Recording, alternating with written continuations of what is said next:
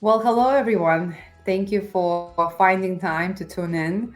I know we had a special time for us reserved for today to discuss, the end of the year, wrapping up the year, looking back, and also looking forward to see what we can expect. As you know, I've been the director of WCH for over 23 years, and it's a great pleasure for me to share my skills, my expertise, to share how the year is going to end and what to look forward in 2025. Bringing in today a lot of information from my team concerning audit, credentialing, billing. But I want to kind of have, an interesting time with you to summarize all the points. This current year has the challenges with cyber attack, and that was has been selected by us by Optum.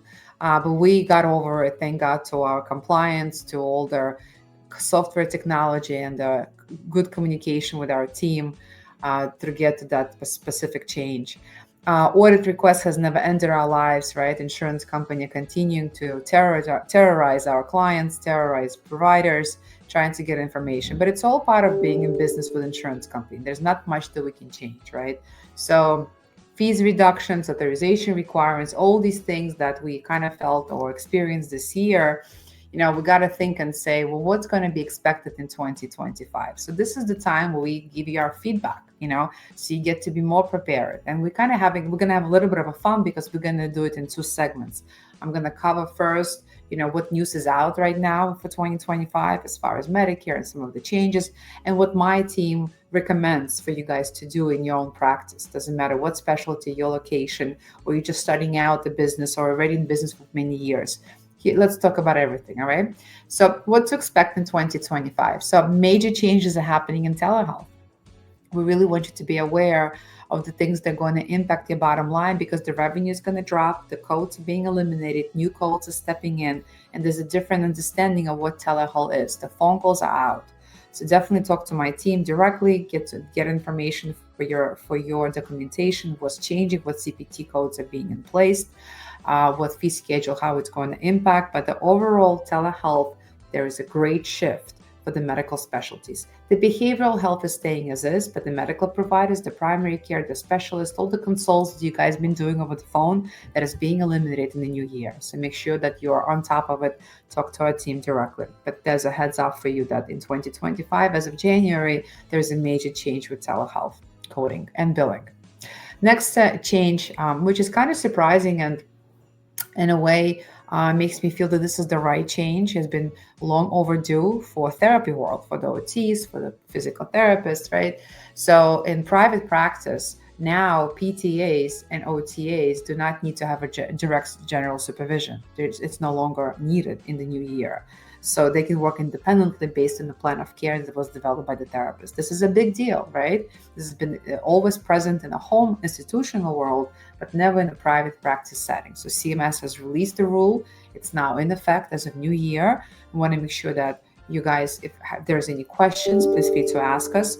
And if you are, in between states, or you're moving from one state to another state and you're opening a practice, make sure that even though it's a federal law, that within your state, the Office of Professions, the Department of Education, that monitors the statute of your license, does recognize the rule. And the best way to do it is just to email the department.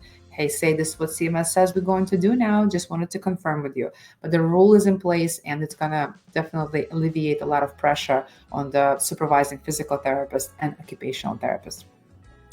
And so the same thing for the therapy world is that no longer you are going to require a signature on your plan of care. So if you have a written referral, which you're supposed to have on the patient's chart, and you are after your initial evaluation, you set up the plan and you're going to send the plan of care to the referring source, keep in mind that getting that sign back no longer is required by the law.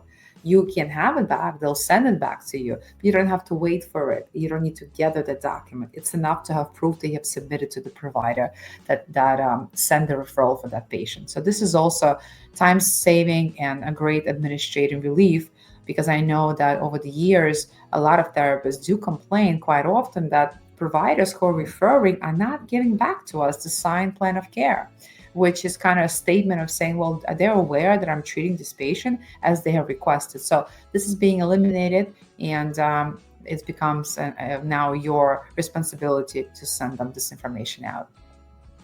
Cannot stress off enough of the process of insurance companies mandating recredentialing and revalidations rules. So providers gets really little notification about recredentialing due dates. It's now turns from they are leaving the mail. There's no longer being mailed to us as it used to be, right? Now, will it be emailed or will it be in a portal? So there's additional ways how insurance company wants to communicate with participating providers, and that's turning into the portal communications. So our recommendation is to make sure that in the new year, starting now, you are aware of your logins to your portals. Every single participating insurance contract that you have to make sure you have the login to that portal. And honestly, I want you to log in once a month, and I want you to look at the box and see if you have any messages there, because that's important. Information now is being redirected from mail, paper mail, from emails to that portal. Insurance company is very comfortable right now to come back and say, well, we did inform you. We don't need to inform you twice, 3 times. It's there. We did submit the request for you to recredential. We initiated the request. It is you who did not apply. So I want to make sure that everyone who is contracted provider right now, make sure that you have access to your portals. Make sure that your credentialing team has this information. It's now valid information, and we need to make sure we have the access that we can go back and check this information for. Because the pain points is to be dropped from the plan, right? Renewing contracts, especially for some of the specialties such as therapy, podiatry, radiology, it's very hard to get back into the plan if you were dropped for missing recredentialing. So make sure you have that access and you're in that portal, okay?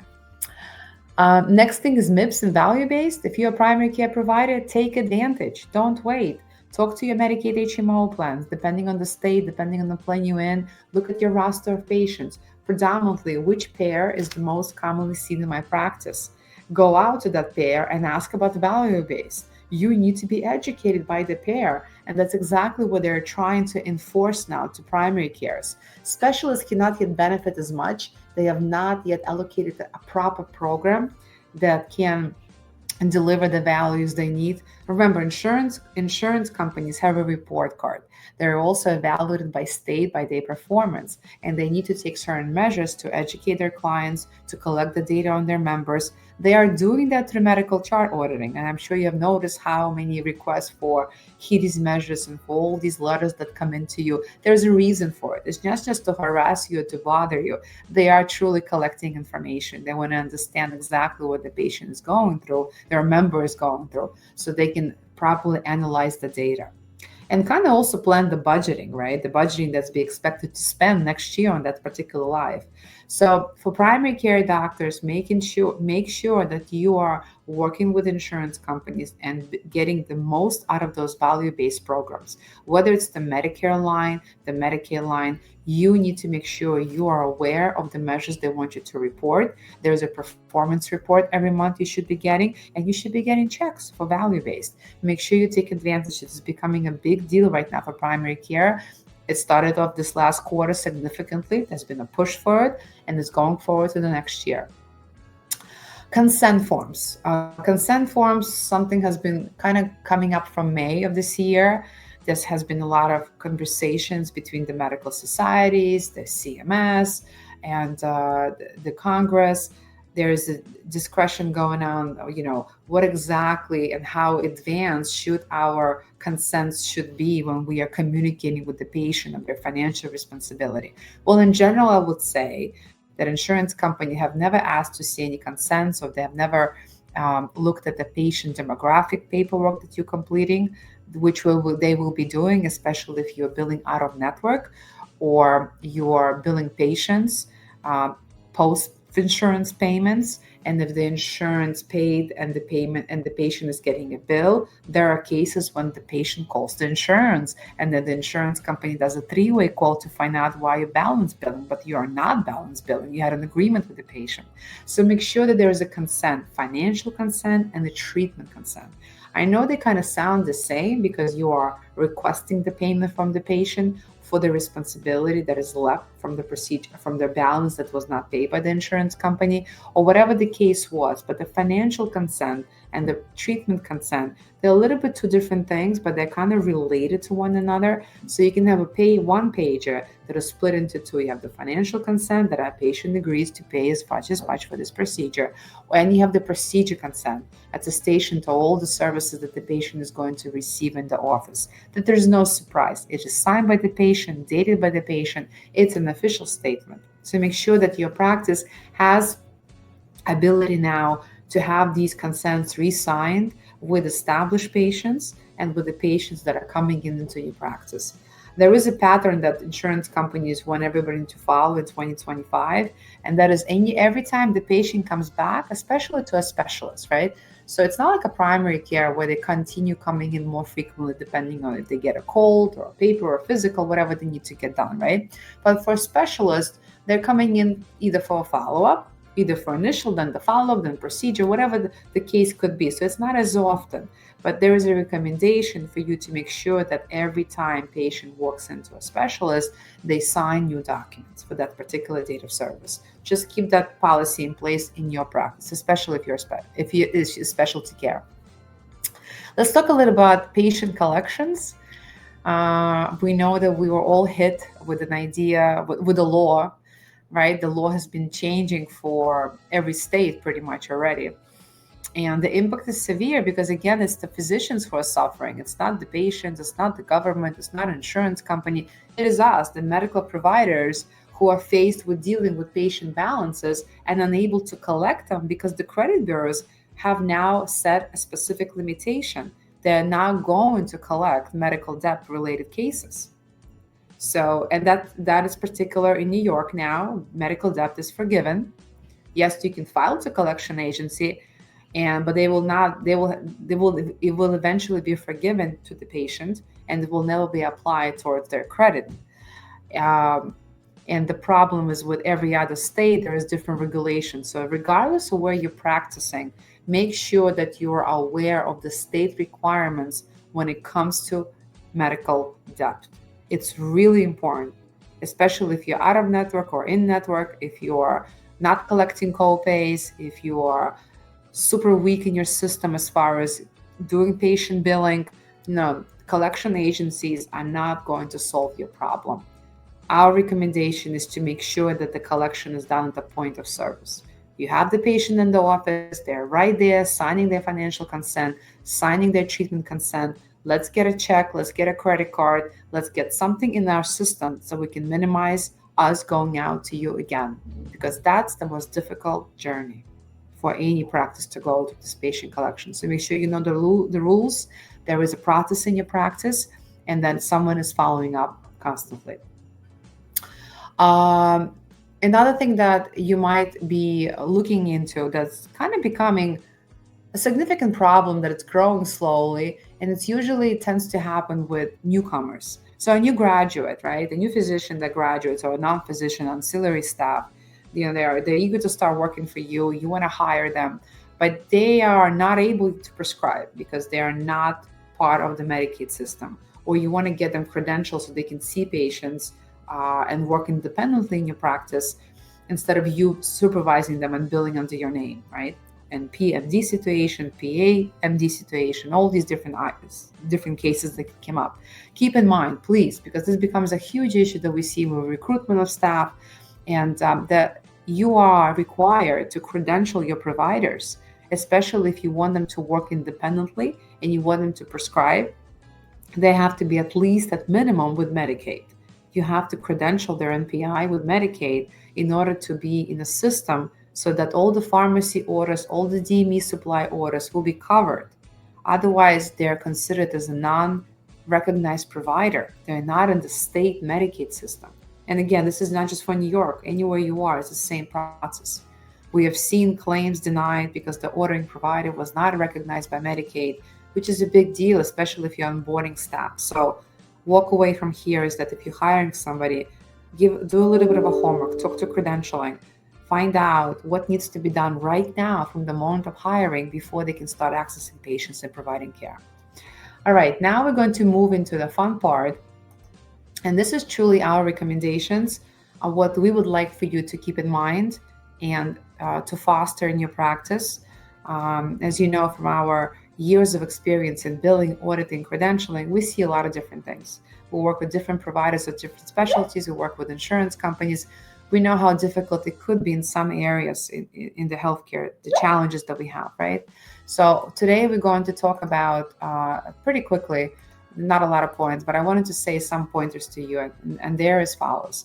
So if you are looking at negotiating contracts, so you're looking to see at performance of your practice, you should definitely know percentage of payers you have and how they align, right? You should not have any payer in your practice that exceeds 30% of your revenue.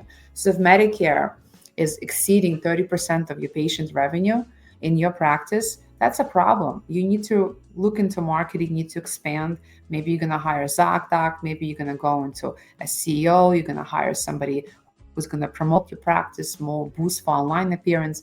Regardless what you're going to do, you need to understand the statistics of your practice and the percentage of how your payers are based out. You should not have a payer in your practice that is made up of 30% or more.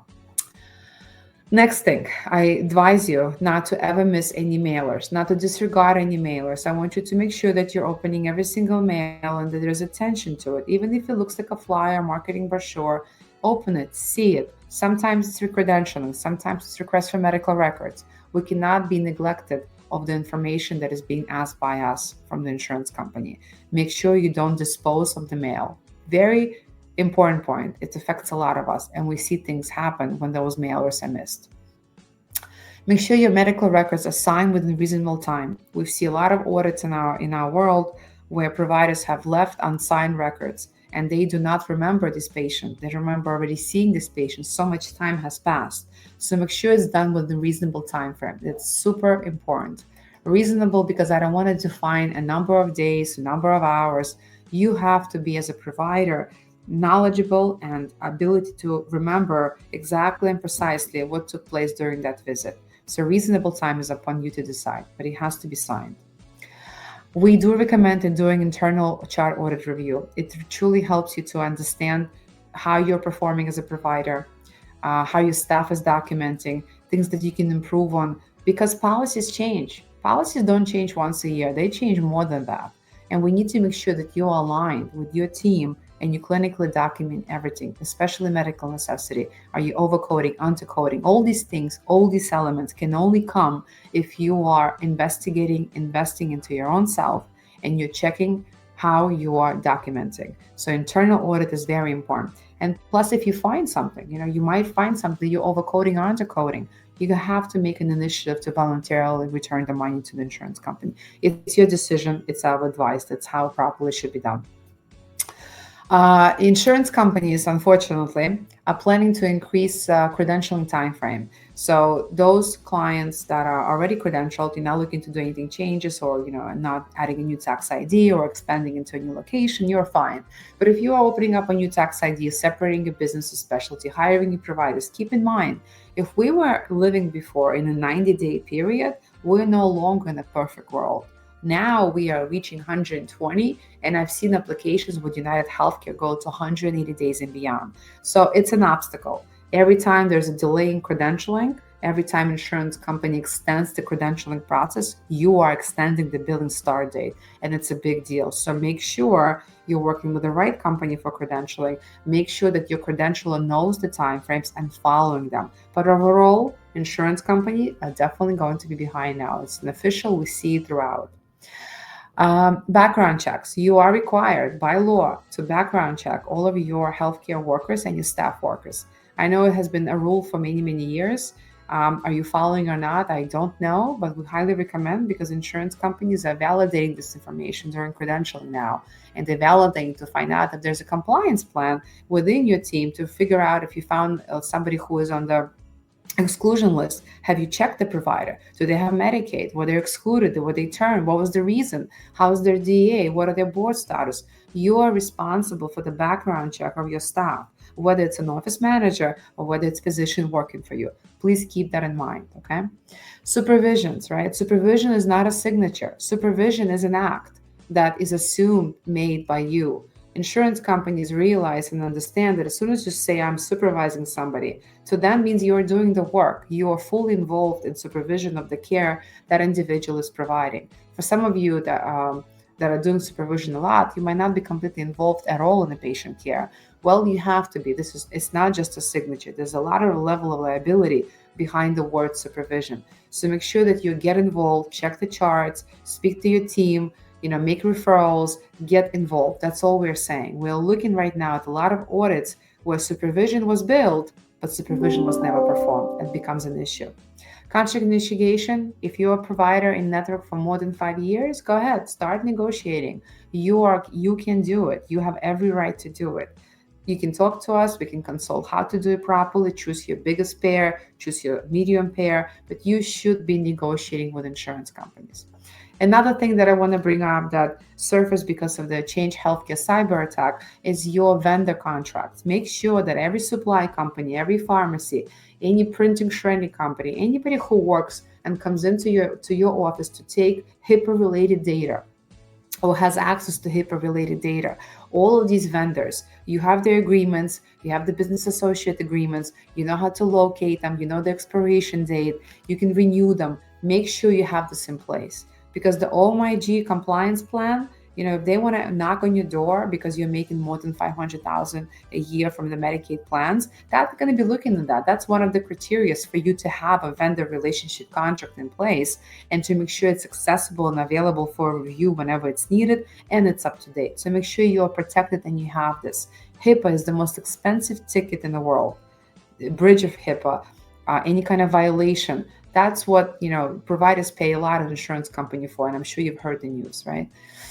Couple more things left. I'm almost done. Updating your referrals. A lot of specialists get referrals from different clinics, from different providers, right? You might have a patient that came in the early 2024 year, right? Right now we're ending the year. The doctor who was treating that patient in the clinic might have already retired or even got passed away.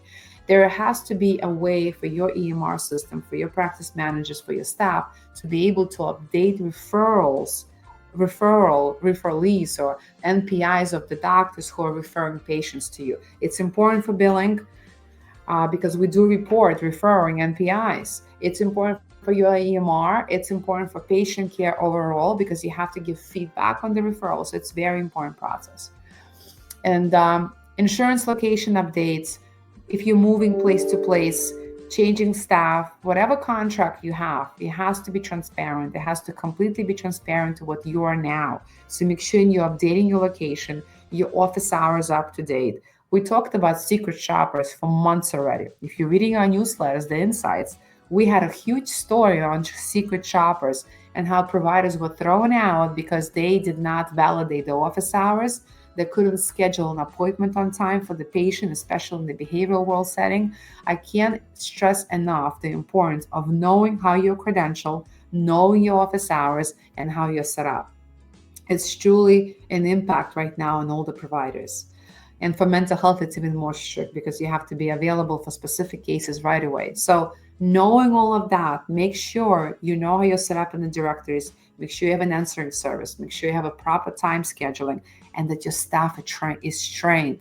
Sometimes the issue is just the front desk. It's the new Kate that came in that doesn't know the office hours, or it's someone else who doesn't know what to do with the patient that is calling to schedule in 3 weeks, right? So it's training internally. It's knowing your presence at the insurance contracting, how you're credentialed, what is it that insurance company is passing on to the members. So all these things are very important.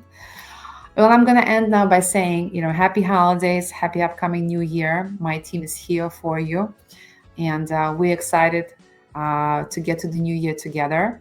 I hope if you're going to have any questions about this recording, feel free to reach out to me, to my team. And happy holidays, guys. Truly a pleasure to work with every one of you.